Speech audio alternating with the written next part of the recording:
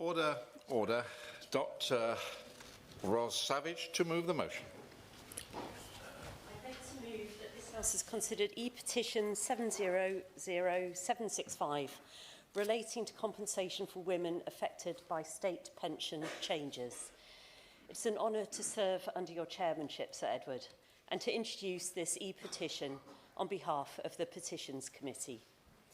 I'd like to thank the petitioners for making this debate possible and all the WASPI campaigners for their tireless efforts, especially Jane Cowley, Angela Madden and Debbie Despon. The government's refusal to compensate WASPI women is both shocking and disheartening. The Parliamentary and Health Service Ombudsman found clear maladministration in the Department for Work and Pensions communication of state pension age changes and recommended that each affected woman should be awarded £2,950 as compensation.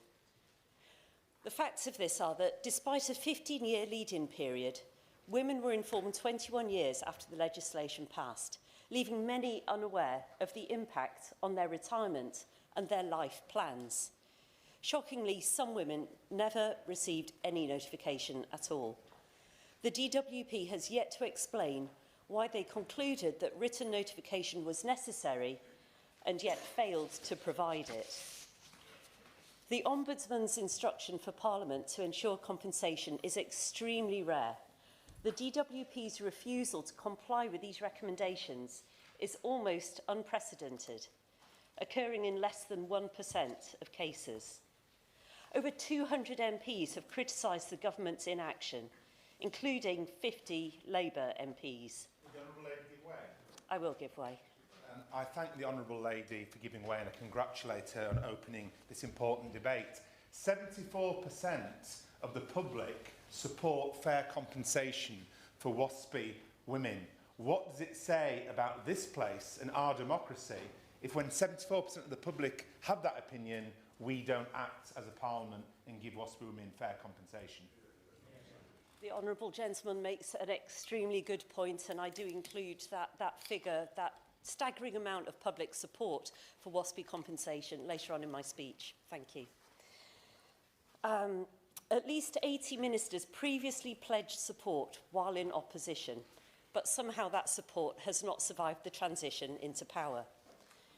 The 160,000 people who signed this petition feel betrayed. And, as already mentioned, it's worth noting that 74% of the public support compensation for WASPI women. I will give way. And as the previous chair of the Petitions Committee, would she agree with me that 160,000 people signing a petition really does show the strength of feeling, and that as a committee, very few petitions that are started reach that threshold, and it's a testament to the commitment of WASPI campaigners? I thank the Honourable Lady for her intervention, and I do absolutely agree. The assumption that affected women should have monitored their pensions is deeply offensive. Like most normal people, they were focused on their lives, on their work and on their families. The oft-cited statistic that 90% of women knew about the changes is misleading. It comes from a 2006 survey about general awareness of possible future changes, not specific impacts on individuals. Only 5% of the respondents to that survey were 1950s-born women. The Ombudsman, in fact, found only 43% knew their pension age was 65.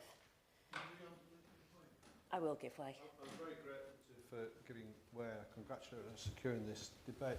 But would she share my concern that there is a dangerous path we're going down, that the Ombudsman, having made a recommendation, that has been rejected? And does that not shake faith in the entire system of the Ombudsman? I thank the honourable gentleman for his intervention and agree that there is an egregious lack of transparency and accountability embedded at the heart of this particular case. I will give way. She's been extraordinarily generous. Thank you, Sir Edward. But it's not just the Ombudsman where faith could be shaken. The public are rightly concerned that dozens, if not hundreds, of Labour members of Parliament previously supported the WASPI women and now, when they're in government, have turned their backs on them. This is not just about the Ombudsman. This is about parliamentary democracy and our constituents being able to have faith that what we say actually happens. I thank the honourable gentleman for his intervention, and now I will make some progress. As a result of these changes, between 6 and 15% of affected women have fallen into poverty. Recent surveys show that 84% worry about energy bills, 76% worry about their financial future, and 71% tragically avoid leaving their home to save money. I'd like to highlight the case of Marion Bond, one of my constituents in the South Cotswolds. During a lifetime spent as a teacher, Marion made many sacrifices, including turning down promotions and working part-time to care for her children while her husband worked long hours. Despite supporting his career, her divorce settlement was based on the assumption that she would receive her pension at 60. Instead, she unexpectedly faced a delay, losing 6 years of pension. The small compensation recommended by the Ombudsman is a fraction of the £40,000 that she calculates she has lost as a result of this lack of communication. And Marion's story is not unique. A survey on Facebook saying, "What would you have done differently?" yielded over 1,500 heart-rending stories as women shared how their lives would have been different with proper notification. These stories include escaping abusive relationships, continuing with much-loved careers rather than taking voluntary redundancy, and fulfilling care responsibilities for grandchildren or other relatives. While men and women should have equal retirement ages, that is not the issue here. The issue is the communication failure. The mishandled rollout of the change left many women stranded, facing unemployment and reliance on benefits. This in turn affected their mental and physical health and placed financial strain on their families, impacting childcare, social and healthcare sectors. This issue fundamentally questions how we value women in our society. We must recognise that women face invisible financial penalties due to gender, including pay gaps and unpaid labour burdens. On that point, will my honourable friend give way? I will give way. I'm grateful to my honourable friend giving way. She's giving a very powerful opening to this debate. She mentioned there the gender pay gap. That is the reason why we have a gender pension gap, is what I would suggest. And we know that that amounts to almost 40%. Does she agree with me that that is one of the other reasons why we need to be looking at WASPI women again, because of the lack of notification they had, means that this money means so much to so many of them? I thank my honourable friend for her intervention and for a good point, very well made. Women like Marion and the rest of the WASPI women have devoted their lives to raising the next generation, contributing significantly to our economy. Minister's claims that women experienced no financial loss are false. Women lost the opportunity to make informed decisions, leading to significant material losses. The compensation sought is not a benefits payment, but redress for an injustice, and as such should not be means tested, following precedent set by other government compensation schemes like the Windrush generation and the Post Office sub-postmasters. This debate centres on a core principle of good governance. When a department fails to fulfil its own policy, it has an obligation to those affected. The DWP's refusal to engage with victims or even consider compensation violates this principle. Further, the DWP has not even provided any reason for refusing compensation, demonstrating a deeply offensive lack of accountability. For many years, the Liberal Democrats have pushed the government to fairly compensate WASPI women in line with the Ombudsman's recommendations. I know that WASPI will continue to take all actions necessary to help 1950s-born women achieve justice through compensation, but only Parliament can actually make this happen. As we debate this petition, we must consider the role that the government plays in providing a safety net for the most vulnerable members of our society. I'm sure we'll hear many stories today of inspirational women who have served their communities, families and this country, who've been fundamentally let down by the British government.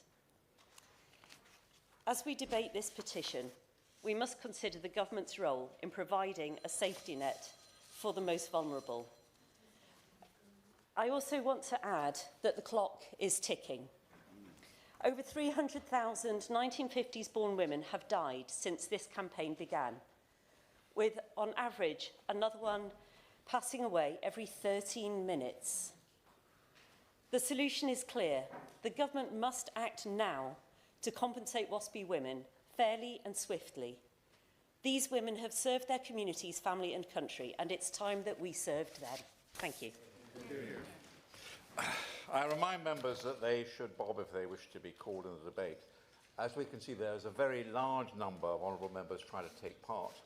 And therefore, if we're going to get everybody in, we must, with immediate effect, impose a 5-minute limit.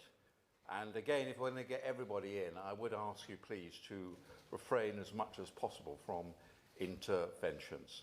So the question is that this House has considered e-petition 765 relating to compensation for women affected by state pension changes. And I call John Trickett. Serve under your guidance, and I look forward to the debate. It's a pleasure too to thank the committee for arranging this debate, and let me pay tribute to the opening speech which was made, which was very, very powerful. And while I'm on the business of thanking people, let me thank the tens of thousands of WASPI women who I've met all over the country over the years fighting for what they seem to be justice, and I agree with them. And that organisation will not simply disappear. The government cannot simply ignore them. They will not be allowed to ignore them. And the allies and friends in this place too, many across the House today, who will work with the WASPI women too to try to secure justice. And let me just say, first of all, I voted the other day for the reimbursement of the WASPI women. I did so with two thoughts in my mind, only two thoughts really. The first was that something's going wrong with the way we govern our country. Our governing class has lost touch with the people in general. And I think it's very important that we begin to think hard about that and why it's happened, what we do about it. The first step must be that politicians must say what they mean and mean what they say. And I told the WASPI women in my constituency and everywhere else where I met them that I would back them until they get justice, and I will continue to do so. But beyond politicians as individuals behaving in that way, the structures of our politics are no longer working properly.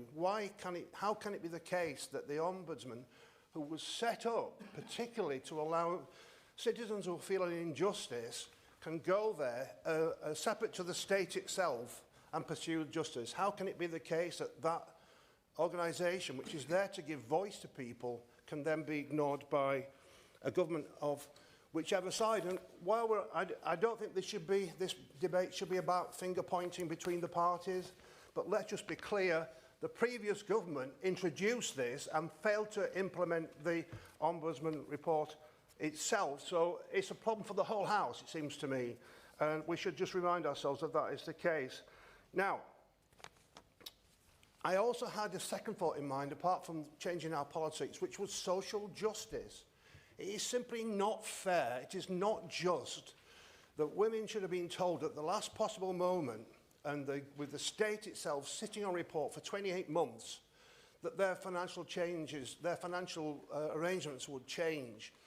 Now, in Spain, I had a look at Spain. What did they do? They've increased the retirement age to 67, but they did it over 14 years. And that allowed people to make their own financial plans as to their own circumstances. Each person knew what was coming in due course. The British state, of course, because of the gap between the governed and the governing class, failed to do such a thing. Now, so let me just give one constituency case. A woman came to see me, she was 58, she'd worked all her life, she'd saved a small amount of money, working hard, not earning very much. and her mum and dad were seriously ill. So she had enough money saved to get through to being 60. And so she then retired, went to look after her mum and dad, and then discovered, to her horror, that she would now have to wait for years for the pension to come in. The money she'd saved wasn't sufficient. The next thing that happened, her mum and dad sadly died, and she was left with no support or income of any kind. She had no carers allowance, nothing. She was left in total poverty as a result of the failure of the state to say what was going to happen to her in her life. The state cannot be allowed to make decisions of that kind which transform the lives of people through no fault of their own, people who've worked and paid tax all their life in such a way. And there are millions of women who've suffered in their own individual way. All of us will have had lots and lots of stories. There are 6,170 WASPI women in my constituency alone. My majority is 6,600. You work it out for yourselves. Just work it out. Look at the numbers. And each one of those women will have members of the family who also feel a burning sense of injustice too. But it shouldn't be about us and saving our seats. It should be about what's right, about justice, about a different kind of politics entirely. And so it seems to me there were options available. The then government ignored them. They could have done a proper transition.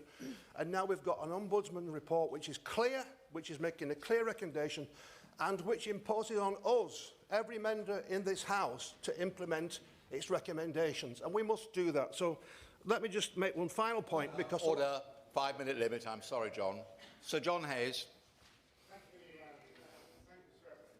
Our greatest Conservative Prime Minister, Benjamin Disraeli, said that power has only one duty: to secure the social welfare of the people.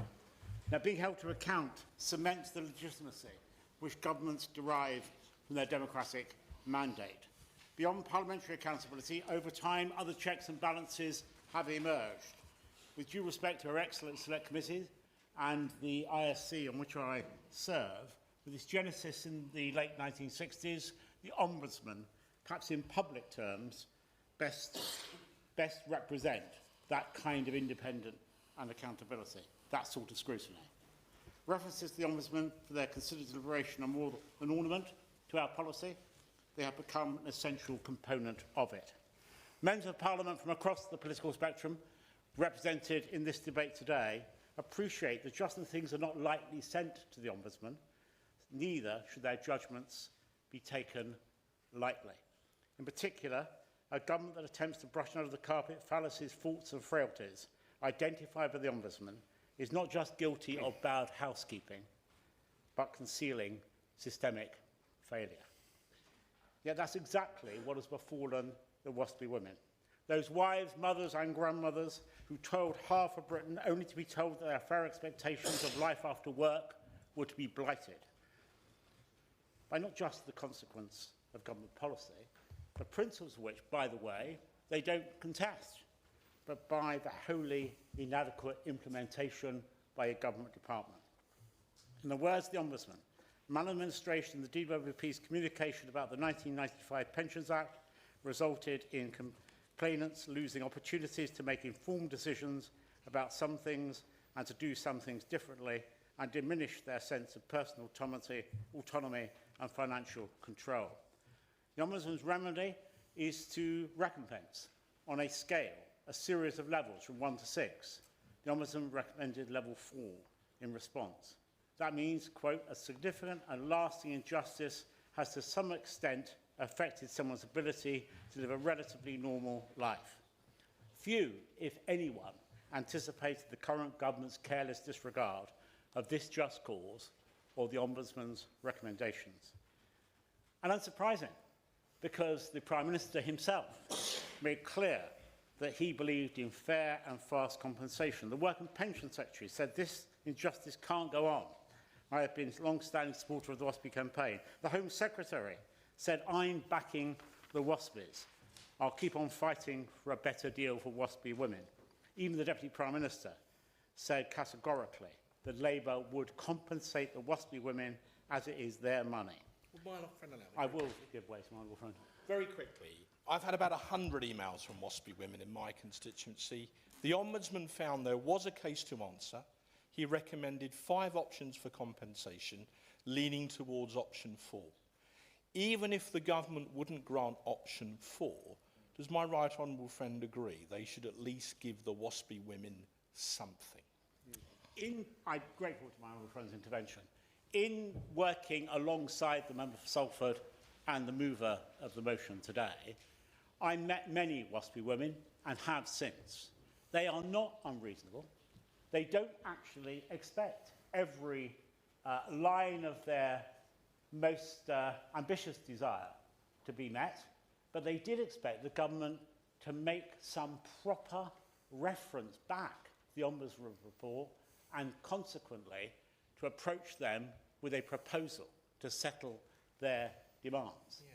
And I find it extraordinary the government didn't do that. I am genuinely really surprised the government didn't do that. They're reasonable people. They understand the constraints that the government's working within. They expected greater respect, greater reference, as I said, to that independent scrutiny from our Ombudsman. You might have thought from all that I've read out about what government ministers said when they were shadow ministers that the government's position was clear, but it appears not. And I say once again, as I have before, to this new minister, change course. Few of those with power readily welcome criticism. Fewer still enjoy being chastised, but some, just some, and I hope that includes this minister, correct mistakes, right wrongs, and do what's just willingly. And in so doing, they grace the very concept of political privilege by nurturing popular faith in the rightful exercise of power. The challenges of meeting the reasonable demands of the WASPI women by simply implementing what the independent Ombudsman recommended is an opportunity for those in government with responsibility to step up and dignify their office by doing what is right. The way that the WASPI women have been treated, Sir Edward, is just not fair. And when public faith in fairness is lost, to draw on the words of the great poet W.B. Yeats, the ceremony of innocence is drowned as it becomes clear that the best lack all conviction. Jonathan Brash. Thank you, Sir Edward. It's a pleasure to serve under your chairmanship. My mother is a WASPI woman, and indeed, as fortune would have it, today is her birthday. And I know that it would be wonderful if the Minister could give her that birthday present of changing the government's position on this issue. Because the arguments have been well rehearsed, and indeed the facts are clear thanks to the Ombudsman's report. Published in March 2024, it found that the DWP failed these women. The communication changes to the state pension age were not just inadequate, they were negligent. Women were left in the dark, unable to make informed decisions about their financial futures. The impact of this failure has been devastating. Lives upended, plans have been torn apart, women who worked hard, contributed to society, and looked forward to a well-earned retirement were instead met with stress, anxiety, uncertainty, and the harsh reality of financial insecurity. The government has rightly apologised.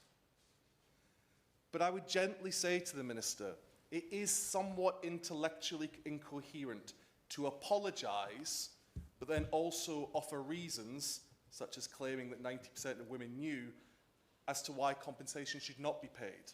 If you believe this, what are you apologising for? I'll happily give way.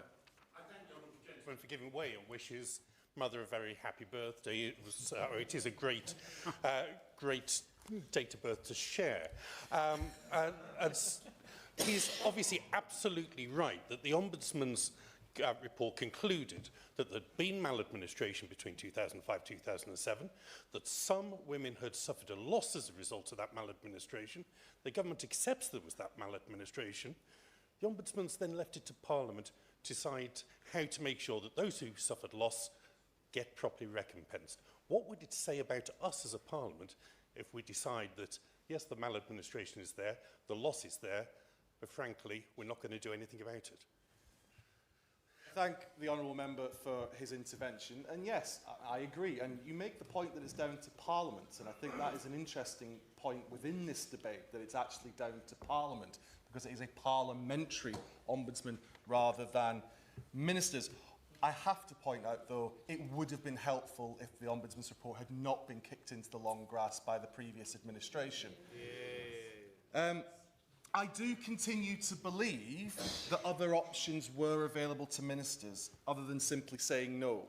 Looking at those most in need, we've already heard about those WASPI women who are beneath the poverty line, or looking at staged or interim payments based on age, or just engaging in dialogue at all about the Ombudsman findings, would all have been other options. And I would urge ministers to consider those.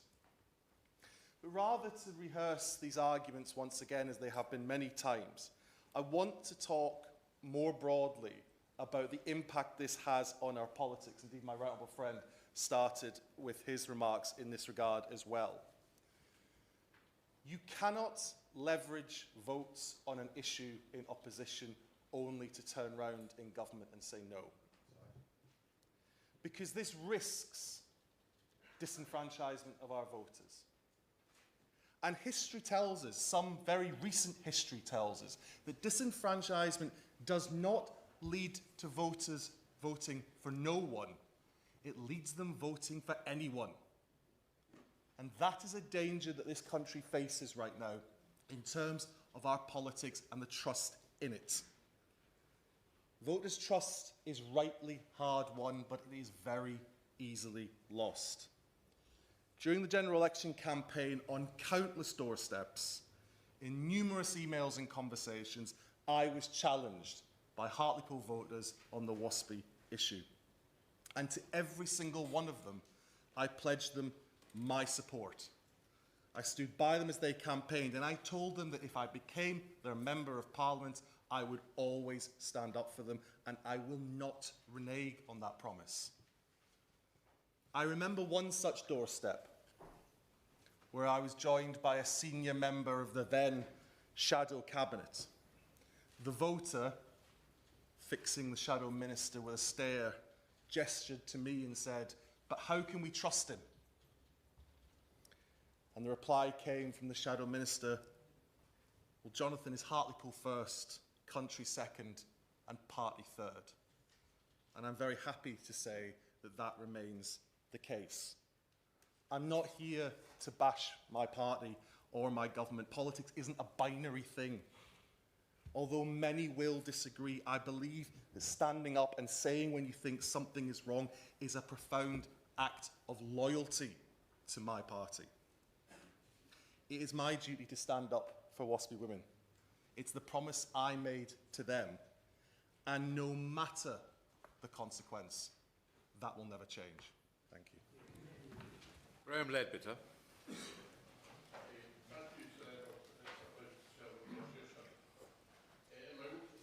Murray Western and Strathspey, latest figures for Murray and Highland regions suggest there are over 6,000 WASPI women, and they are an active and vociferous group. Out of 650 constituencies, they are in the top 25 for signatures on this petition. Women regularly travel the many hundreds of miles to London to demonstrate and demand fair recompense from this and previous governments. Sadly, they are being thwarted at every turn, and all the while, over 100 WASPI women die every single day, having seen no justice. They have proven that the communication with them was dire. The Ombudsman's report made that very clear after very thorough investigation. Yet not even a hint of recompense has been given, an utterly appalling situation. And let's be clear, the millions of women affected are of a generation of women that have been discriminated against throughout their working lives. They have been victims of lower pay than their male counterparts doing the same job, something that has been well evidenced by equal pay settlements with numerous bodies. They've been victims of the glass ceiling, victims of both casual and overt sexism in the workplace, and victims of a patriarchal society that, whilst much diminished, still creates a major imbalance today. Women are far more likely to be worse off as pensioners than men, with on average much smaller pension pots when they come to retirement age. I will also make the point that ministers continually refer to the £22 billion black hole left them by the previous government. And while I accept that the legacy that we left in financial terms is pretty grim, let's be very clear, that refers to recurring spend and absolutely not on a one-off compensatory spend. That financial experts and professionals and auditors take a very different view to one-off spend compared to recurring spend. And I think we need to keep that in context, and I hope the Minister will reflect on that when it comes to the summing up. Justice is justice and must not depend on budgets for it to be served. It is in that context that the vast majority of Labour MPs have refused to vote in the recent division forced on this issue by my own party. I do, however, commend the small number that stuck to their principles and voted with us, and I urge that larger majority who did not at the time to seriously consider their position in this matter and get back behind the campaigners that they were happy to pose for campaign photos with in the run-up to last year's election. As for those campaigners, I am humbled by the determination and drive they have shown and the dignified way in which they continue to make their point. They are once again here in numbers from throughout the UK, and I commend and fully support their efforts to get the fair and just compensation that they deserve. Thank you. Brian Leishman. Thank you very much, Sir Edward. It is an honour to serve under your chairship today, and also my thanks go to the Honourable Member for South Cotswolds for an excellent opening speech. Since my right honourable friend, the Secretary of State for Working and Pensions announcement in December, members of the House are familiar with the Parliamentary Health and Service Ombudsman's findings. I was appalled at the announcement when it was made, and I am no less so now. I, like many other Labour parliamentary colleagues, have attended rallies and met with many WASPI women. In opposition, these victims of injustice had our unwavering support. Now we are in power, and they are still no closer to getting what they truly deserve. I will do. Thank you, the honourable member, for giving way. I do absolutely agree with him, and I think it's a very dangerous precedent to go against an independent ombudsman that has been commissioned. What I would say, however, is that I think all sides of Parliament are equally to blame here, and I think it's slightly unfair to blame it all on the one minister sitting on his own there. So thank you. Thank you to my honourable friend. I wasn't singling out any, for the record, I certainly wasn't singling out any particular minister. And yes, it is an issue, and to be honest, an injustice that consecutive governments have stained on. And as I said, now that we are in power, it is on our desk, though. We could actually make it right. So the responsibility is with us in government. In January, I signed the 10-minute rule bill. I voted for WASPI women to receive the justice that they deserve, and my commitment to them is ongoing. And today I urge the government to recognise that the people that voted for us don't want the language of tough choices, because it always seems to be the way that what tough choices really mean is working-class people becoming poorer. It's clear that status quo politics is not the answer. There are millions of people who are disenfranchised, demoralised, and desperate. And it's no wonder people are sick of hearing about fiscal constraints. After 14 years of austerity, a pandemic, and then a cost of living crisis that has increased inequality all over the UK. Last July, the electorate voted for change from all of that. And there is no change in carrying on with failed Tory policies that serve to impoverish people. Because on this side of the chamber, we all believe that the election of a Labour government is to relieve the suffering of injustices, to deliver social justice and fairness, to make things better and build an alternative economy and society that works for the benefit of the many. The WASPI women are not asking for what they aren't due. All they are asking for is fairness and justice. And now that we are in government, we would do well to live and deliver on our party's true values. Thank you, Sir Edward, and it's a pleasure to serve under your chairmanship. I am grateful for the opportunity to speak in this debate on an issue that is incredibly important to thousands of women in my constituency of Eastleigh and their families. I would also like to pay tribute to the WASPI campaigners who are here today and all my constituents who've campaigned tirelessly on this issue. This debate is about justice, it's about fairness, and it's about doing what is right. Liberal Democrats have said all along that we support fair and fast compensation for all the women who were unfairly impacted by the changes to the state pension age. They include my constituent Mary. Instead of retiring and receiving a pension in 2016 when she reached 60, as she had been expecting all her working life, she then found herself, in her words, having to live on virtually nothing for 6 years. Ill health following breast cancer combined with the side effects of chemotherapy left her too tired to do very much at all. Then there is Karen. Karen's life was upended when she took voluntary redundancy in 2016, believing she only had 3 years until her state pension, only to discover that she had 6 years to wait. The unexpected delay left her struggling financially while caring for an elderly mother, a severely disabled sister, and young grandchildren. Karen is deeply disillusioned with the government's decision to ignore the Ombudsman's finding, and frankly, who can blame her? She feels lifelong injustices faced by women of her generation, from being denied equal workplace rights after having children to the state pension age changes, have been systematically ignored. Can the minister... I will give way. Thank you so much.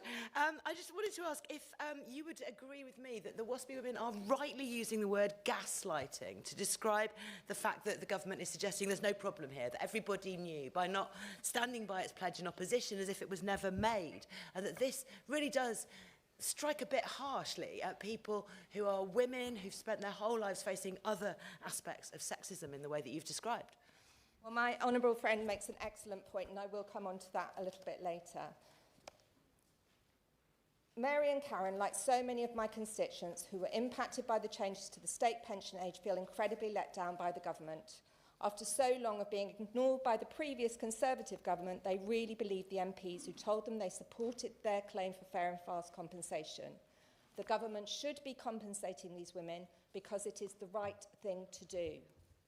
Many of the women in my constituency who were impacted found themselves in dire circumstances with little to live on, forced to take low-paid jobs to make ends meet, in some cases turning to food banks. These are not wealthy women, and the unexpected loss of income, the fact that they had to work much longer than they were expecting, has had a huge impact on their lives and the lives of their families. That's in addition to having to cope with the loss of the winter fuel allowance, particularly challenging when it has been so bitterly cold. Many of them are also unpaid carers. There is also the wider issue of feeling as though they don't matter to this government, that because they are women of a certain age, they are somehow invisible. These women were born in the 1950s. They spent years working and raising families. Many of them will now have caring responsibilities, and frankly, the way they have been treated by successive governments is appalling. They deserve respect, and they deserve to be treated with dignity. So I'm afraid that this has been incredibly badly handled by the government. We all recognise that the previous Conservative government left the country in an absolute mess, and there are so many issues that need fixing, including most urgently NHS and social care, but that doesn't make this head-in-the-sand approach right. The Parliamentary Ombudsman said very clearly that there had been maladministration, and the Secretary of State and the government accepted that there had been maladministration.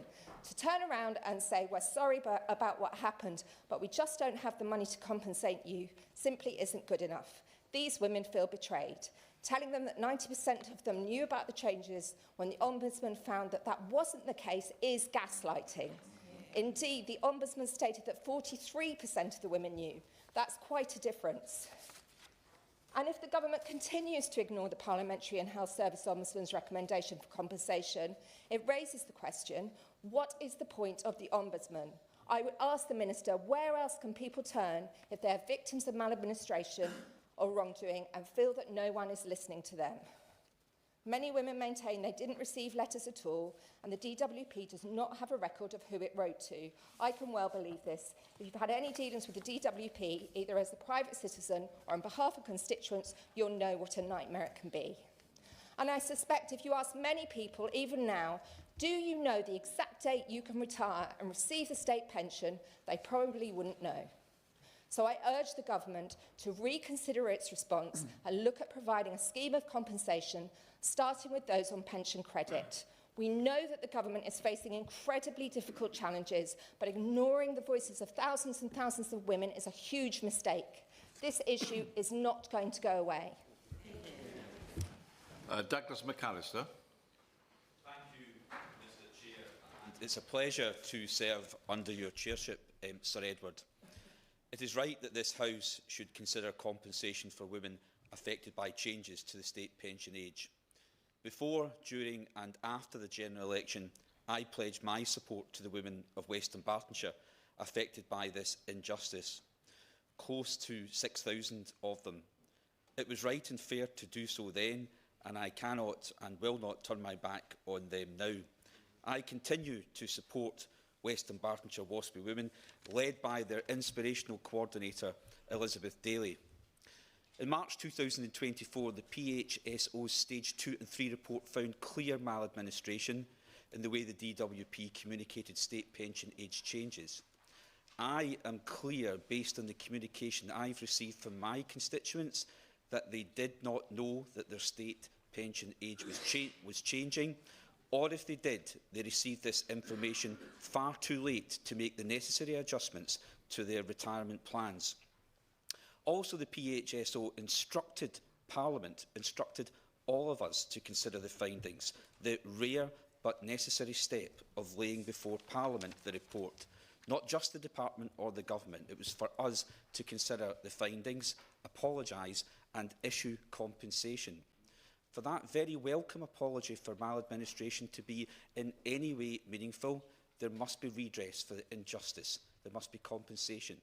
Not a handout for hardship, not means-tested, but on the same basis as all our other recently announced government compensation schemes. I urge my government colleagues to look again at the Ombudsman's report and its recommendations. Current national financial challenges should never be a barrier to awarding compensation. To ignore the Ombudsman's report not only undermines their important role and function, it is, in this context, unprecedented and sets us on a very dangerous path. There is nothing right and fair about the current statement to the House of the 17th of December 2024. Please review and instead explore what scheme this government can consider to offer financial redress to the 1950s women. 6,000 in Western Bartonshire, over 300,000 in Scotland, like my constituent Elizabeth, and I have permission to make reference to Elizabeth's story.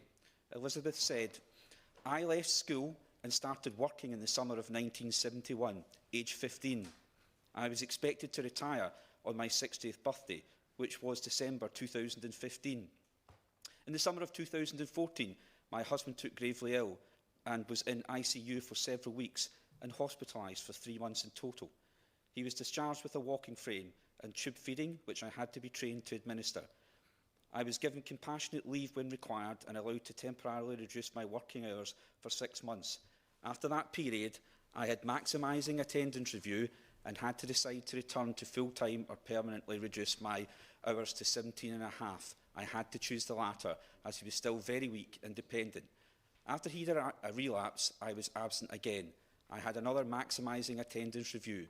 It was during this meeting that I discovered I would not be able to retire at 60 after all. I was distraught. I had reduced my hours and the other half of my post had been filled. When my husband died in 2018, I was earning half pay. I continued to work, and in fact, finding myself on the front line at the age of 65, my mental health deteriorated again, and I was absent from work during the winter of 2020. Then I made the decision to give notice of my retirement, but I wouldn't receive my state pension until mid-December 2021. Choices were removed from women. If we had known about this change in age, we could have made different decisions. Every decision I made up to 2014 was made in the assumption that I would retire at 60. I feel I've been a victim of injustice, with the PHSO confirming that women born in the 1950s suffered maladministration from the DWP. We have waited long enough. Mr Chair, they have waited long enough, and it's time to act. Thank you, Sir Edward. Manuela Patigella.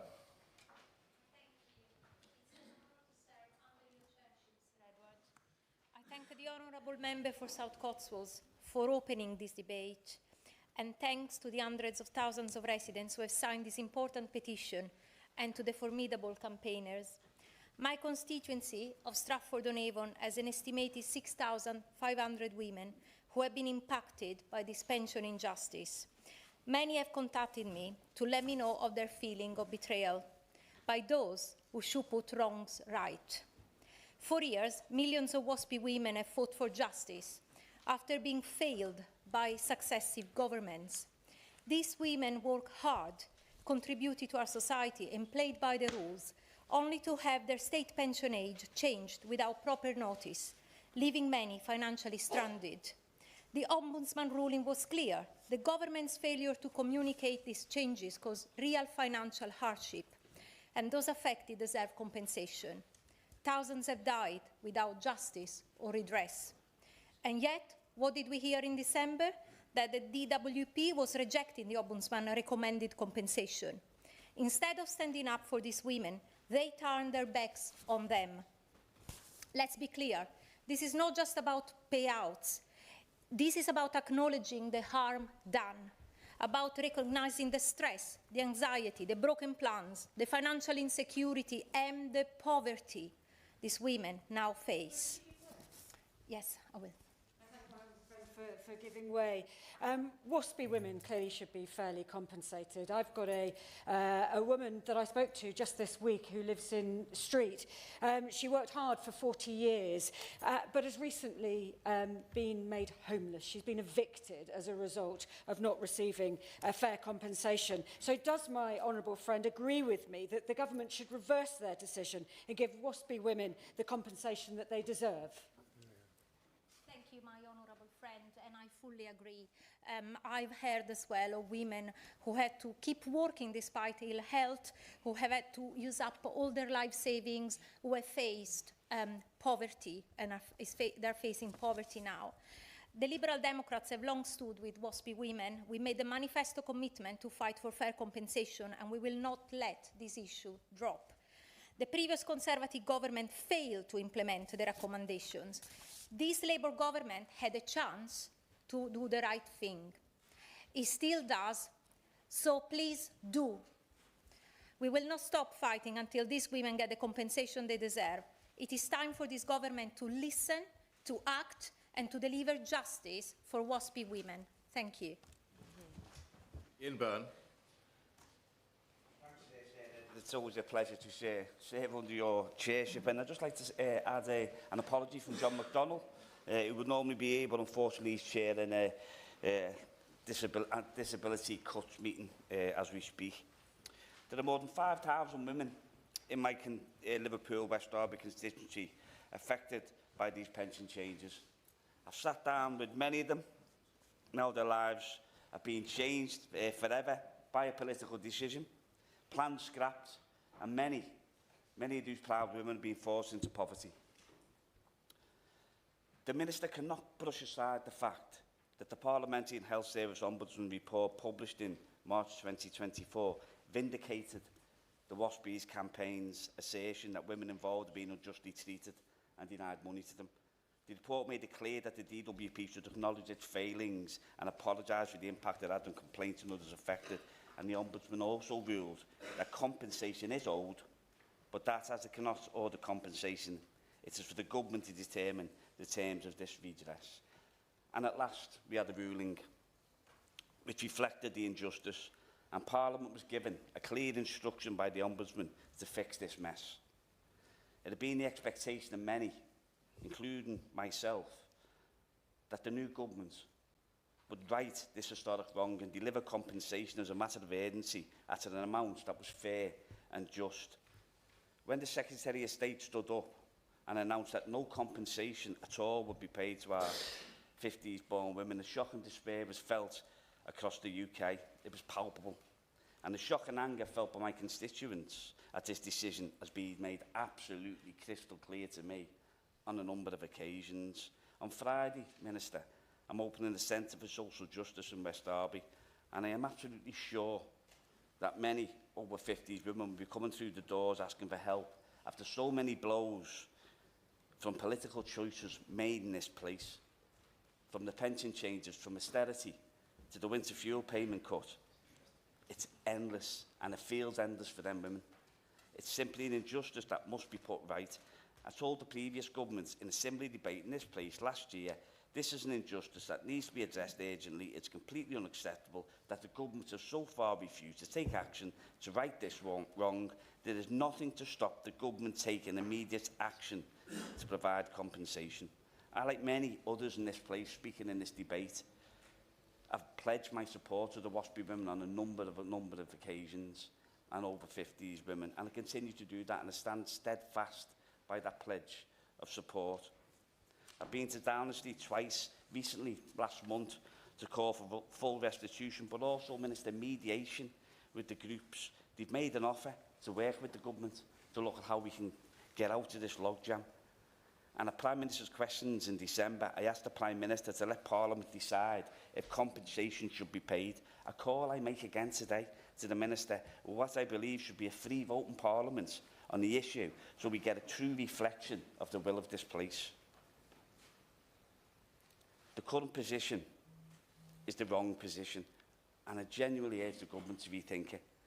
It has undermined the Ombudsman's position, it has undermined the office of the Ombudsman, and indeed faith in this place, which has already been mentioned. It's been shook to the core for so many of these women, and I know from speaking to the women affected in my constituency just how much hurt it has caused and continues to cause.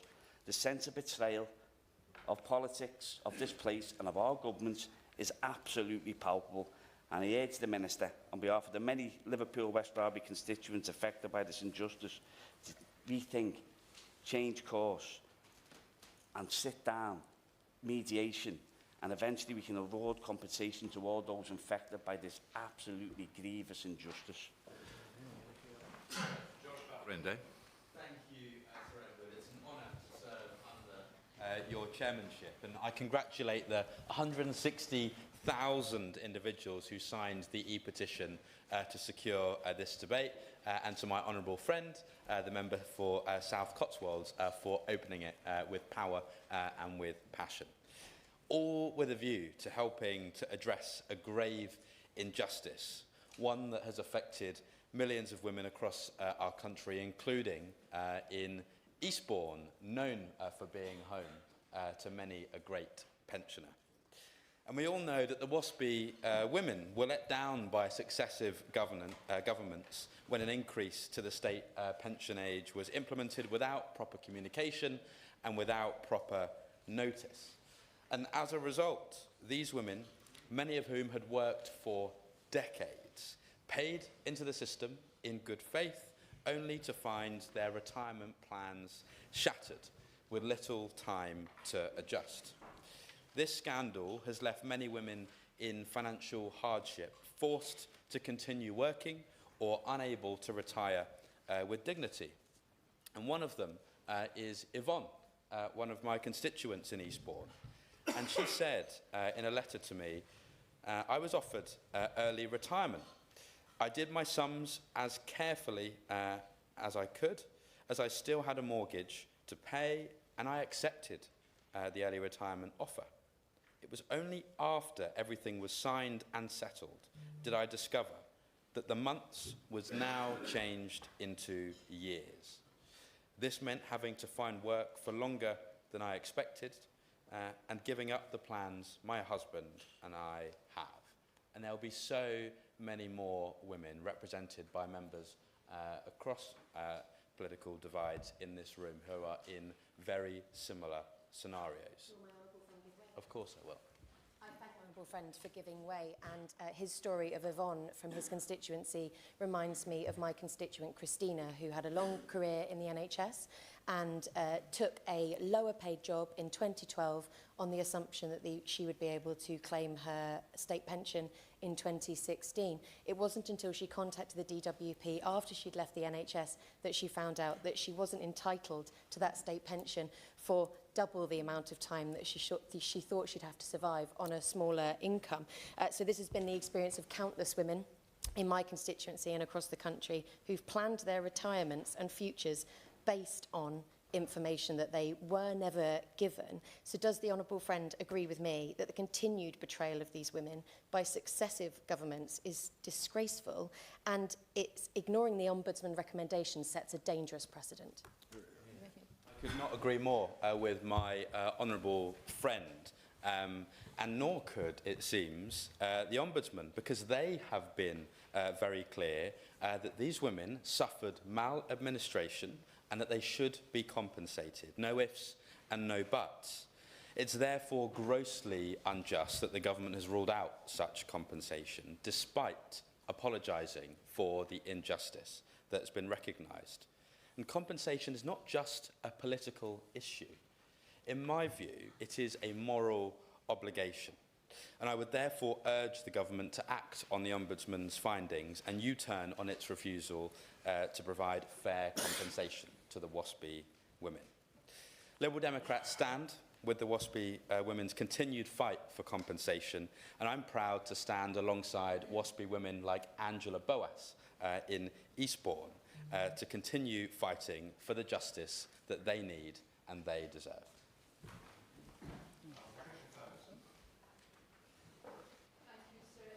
It's a pleasure to work under your chairmanship as always, and I'm very pleased that the Petitions Committee has brought forward this debate, especially given that as many as 160,000 signatories have been recorded to this petition, some 266 of them from my own constituency.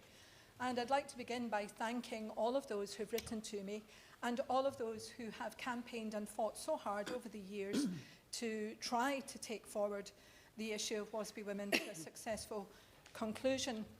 And I should probably begin by making a declaration, not one that's required by procedure, but one that is relevant to this debate. And that is that I am a WASPI woman, one of over 4,000 in my constituency. Now, clearly, I'm still working and in a fairly privileged position as a member of this House. But I have watched the various increases in the state pension qualifying age with great interest over the years. I understand why it's necessary to equalise the pension age for men and women, but it's important to see that in context. In 1995, Parliament legislated to increase the pension age for women from 60 to 65, bringing it in line with the retirement age for men. This was meant to happen in stages between April 2010 and 2020. But in 2011, new legislation accelerated the timetable, meaning that women's state pension age reached 65 by November 2018. However, that same act brought forward the increase in the overall state pension age to 66, which happened between December 2018 and October 2020 for both men and women. I have to say, for many women of my age, I think it's often felt as though the qualifying age was becoming more and more distant the closer you got to your 60s. And as we know, many women did not receive notification of the changes in the qualifying age, and many others did not receive it timorously enough to allow them to make adjustments and changes. As we know, the Ombudsman considered the case of the WASPI women and concluded that there had been maladministration in the period 2005 to 2006, with a 28-month delay in beginning a direct mail exercise to notify affected women. Now, I have to say, I don't know whether I ever got a letter about the raising of the state pension age personally. I'm someone who tends to keep that kind of thing, but I don't have such a letter. I do remember a friend telling me about it, and I then went onto the website and looked at the online calculator and found out that I would be 66 before I would get my pension. But not everyone has the opportunity to do that. Not everyone has access to the internet, and not everyone is literate enough on IT to be able to make those calculations. So as the Ombudsman said, such women lost opportunities to make informed decisions about their finances, which diminished their sense of personal autonomy and financial control. But it seems to me that when an Ombudsman records findings such as this and suggests a course of action, then we should follow it. But the Ombudsman clearly had an idea about thinking within government, and I mean government in the generic sense, as his report predates this government. And I say that because he concluded that he should lay his report before Parliament and hoped that parliamentarians would implement his findings. Sir Edward, that is what I hoped would happen. That is what I expected would happen. And I cannot say how disappointed I am that it did not happen. But I would say gently to the Minister, it's not too late to put that right. Now, I mentioned earlier that I'm in a privileged position, and I am. I'm privileged in having been sent here to represent my constituents, and I will continue to use that privilege to support WASPI women and to fight for them until such times as the Ombudsman's recommendations are implemented. Ben Legg. Thank you very much, Senator. It's a pleasure to serve under your chairmanship. I would also like to join others in congratulating the member for South Cotswolds for opening this debate in such a powerful way. I had to do some sums earlier on, Sir Edward, because I seem to recall that the very first time I spoke as a Member of Parliament was in a debate in this very chamber on the matter of this injustice to 1950s born women. And I was able to find out that it was actually the 5th of July 2017 that I made that contribution.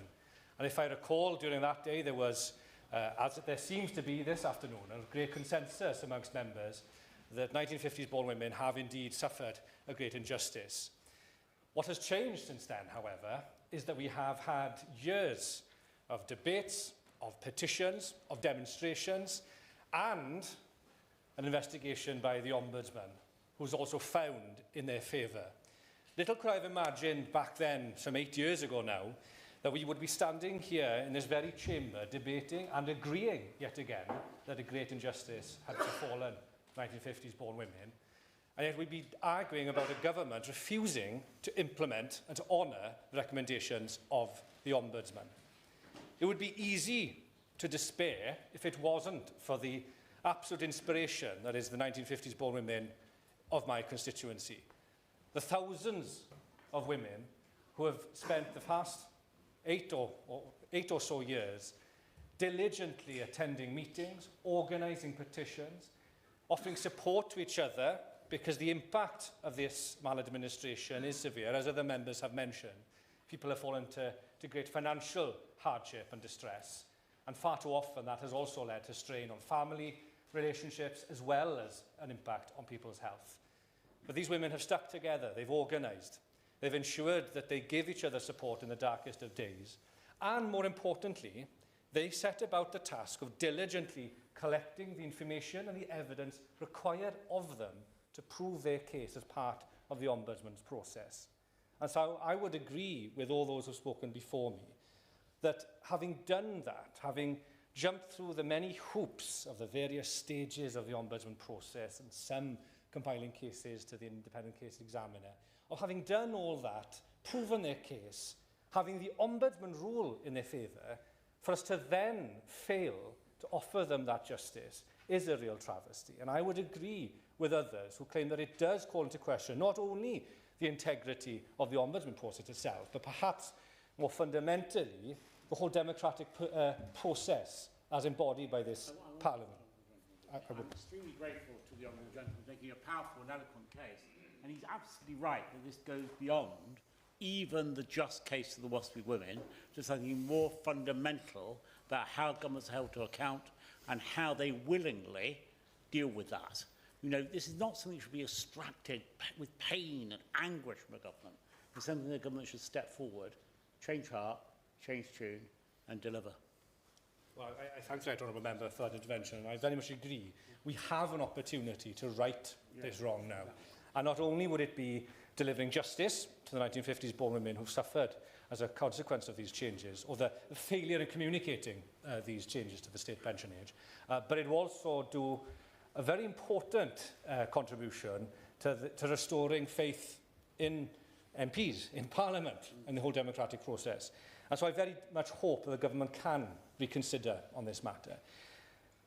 However, I have to say, and perhaps this is the cynic in me, or the pessimist rather in me, when we consider that everything we've asked of 1950s women to do in recent years, of jumping through all the various hoops of the processes, of coming up to London, and if you're coming up from West Wales, I can assure you that is quite the journey to make, of petitioning, of demonstrating, of organising, to have had the case proven and exceeded and accepted by the Ombudsman, but then to ignore it, is quite outrageous. But on top of that then, there is this case of the government is refusing, as I understand it, to even engage now with representatives of 1950s women in alternative forms of mediation.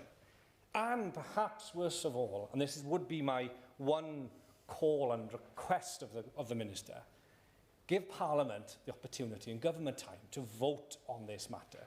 We've already heard this afternoon's debate of 4 options that the Parliamentary and Health Service Ombudsman offered.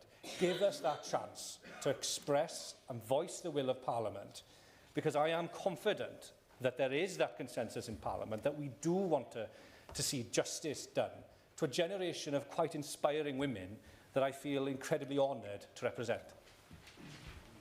Hussain.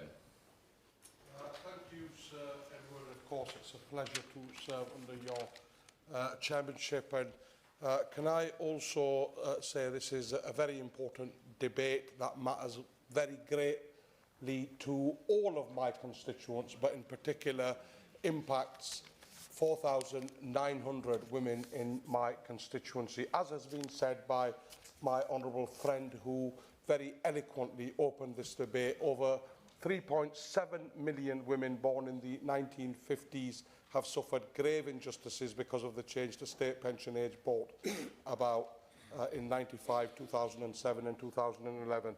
Changes that were introduced without proper notice, leaving many in financial and emotional distress. 1950s women worked hard all their lives. They paid their dues and contributed to the country and the economy, only for many of them to find that their retirement they had planned for was stolen from them without support and without the basic courtesy of being informed in time. The Women Against State Pension Inequality WASPI campaign have fought tirelessly for over a decade to shine a light on this injustice, and I pay tribute, along with other members in this House, to their determination, and I want to assure those in my constituency in particular they continue to have my support and solidarity. Sir Edward, the previous government kicked the can down the road and delayed committing to anything that could repair the damage done to WASPI women. Their delay has meant that at least 300,000 WASPI women have died waiting for the justice they deserved. And I will say the current government must not and cannot go down the same path. Now, whilst I note this government's acknowledgement of the Ombudsman report, that failings happened, communication was inadequate and women suffered. I also note the commitment to ensure this maladministration and delay in sending out notifications never happens, again, both of which are welcome. But frankly, an apology alone is not enough. Apologies don't pay the rent, they don't put food on the table, and they don't undo years of financial struggle. So let me be clear, this is about the principle of government decision-making and the responsibility to communicate properly so that people can plan their futures with confidence. Crucially, it's about, as has been said by many honourable members, recompense and redress. In this case, a 28-month delay in notifying affected women meant they lost precious time to adjust their plans. Some lost tens of thousands of pounds, others lost their homes. That's time and money that they will never get back. So I say to the Minister, we must look again at the Ombudsman recommendations for fair remedy, because words are not enough. We do need action. And I know that a High Court challenge could be on the way. However, this should not be necessary. Correct. The WASPI women should not have to take their own government to court to be heard. And the point has been made, and I want to echo it. There is a reason we have parliamentary ombudsman, there is a reason we have inquiries, and there is a reason we should follow well-made recommendations. And I believe that this is a case where the government does seriously need to look at this. And we must now ask, what more can be done to ensure that 1950s women receive fair treatment? So I urge the Minister to address this and set out the next steps the government is taking to work constructively with campaigners, MPs and affected women to find a fair resolution, because whether it's through targeted support, a compensation framework or other measures, we must ensure that WASPI women are not abandoned once again. Christine Jardine. Thank you very much, Sir Edward, and it is always a pleasure to serve under your chairmanship.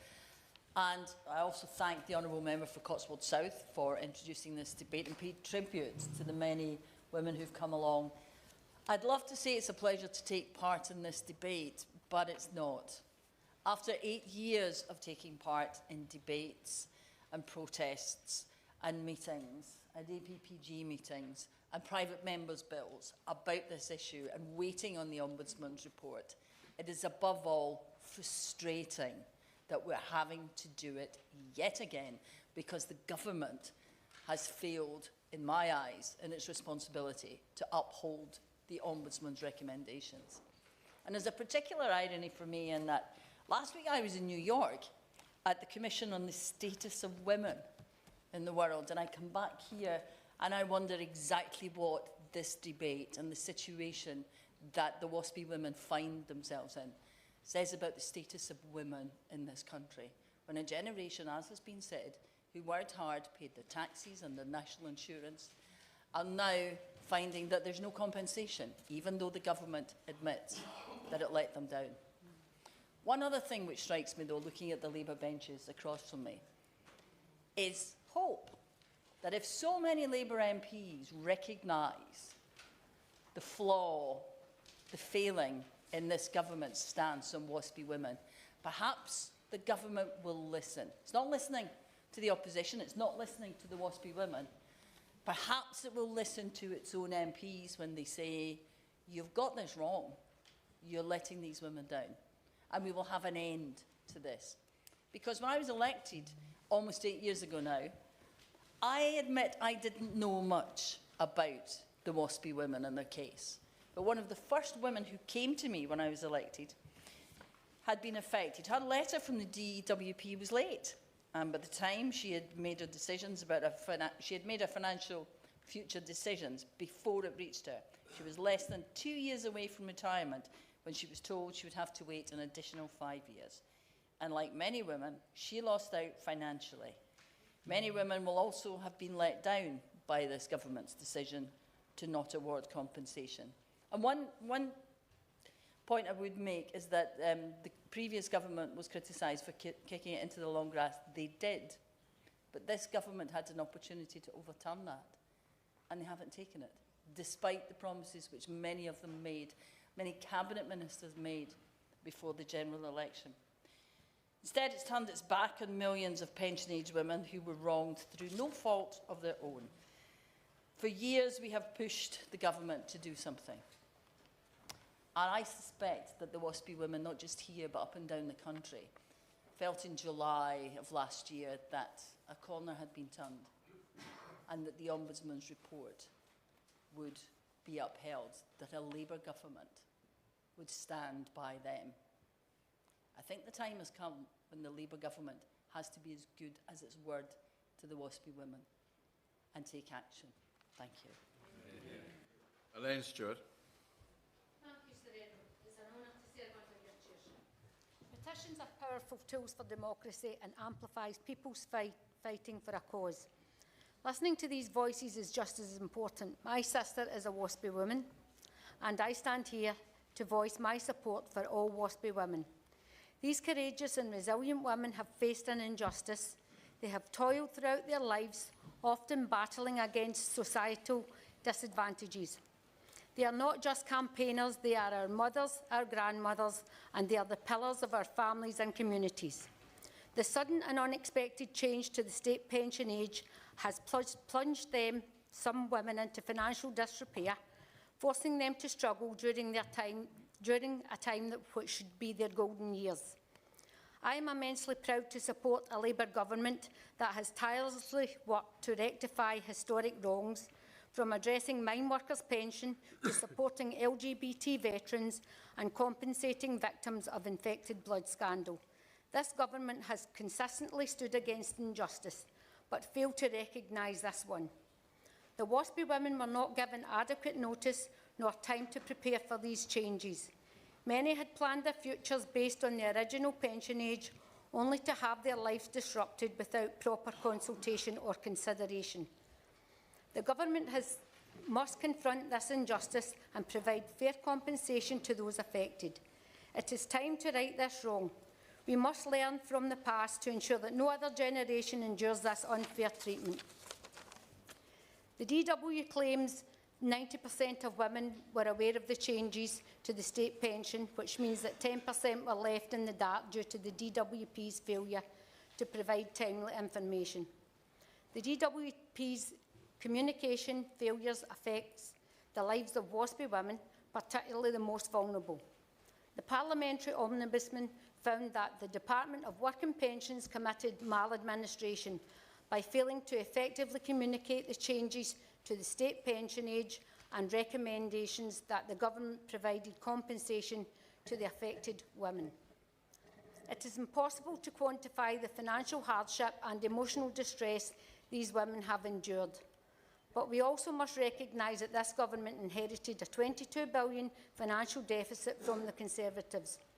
But we must also consider that the most judicial use of taxpayers' money.